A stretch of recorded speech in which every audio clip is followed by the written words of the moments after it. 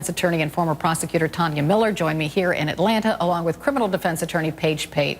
Welcome to both of you. Thank you. Good morning. Okay. First of all, I thought it was striking that the other jurors felt the need to put out this public statement. Is that unusual, Paige? It's unusual, but then again, this case is unusual. Rarely do you have this much attention post-trial. It's not uncommon for a juror to want to talk about his or her experience. It's not uncommon for a lawyer to want to find out what they were thinking, but it's very uncommon for that to be broadcast to the world like it is here. Well, and it's unclear exactly what they're upset about, Tanya, right? Right. But you sort of read into it. It's like some of this juror B37 statements are riling them up for some reason. Right, and we don't know, right? Because they haven't told us. But what I think they're responding to is sort of this public reaction to juror B37, that she was insensitive towards Trayvon Martin and that she identified so deeply with George Zimmerman, the man who actually shot and killed the teenager. Normally, you would expect to see people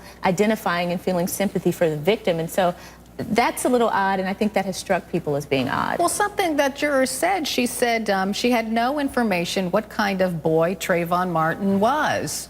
Look, it's hard enough for a jury like this, given the racial makeup of the jury, to relate to someone like Trayvon Martin. So it is the state's job to make them relate to Trayvon Martin. Talk about him as a kid. Talk about his family. Let them know who he was so they can put themselves in his shoes, as well as looking at it from George Zimmerman's perspective. But they had perspective. some information, right? They knew he was 17 years old. They saw he was a skinny kid because they saw his body on the autopsy table, right? They heard from his brother, who attends college. They heard from his mother.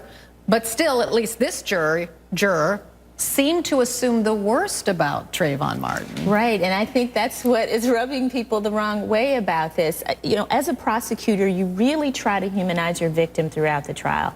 I think they did what they could. There's limits to that. You know, you can't bring in a bunch of character witnesses to say how great the victim is, because then the other side gets to bring in witnesses to say how bad the victim may have been. So the state is limited to some extent in doing that.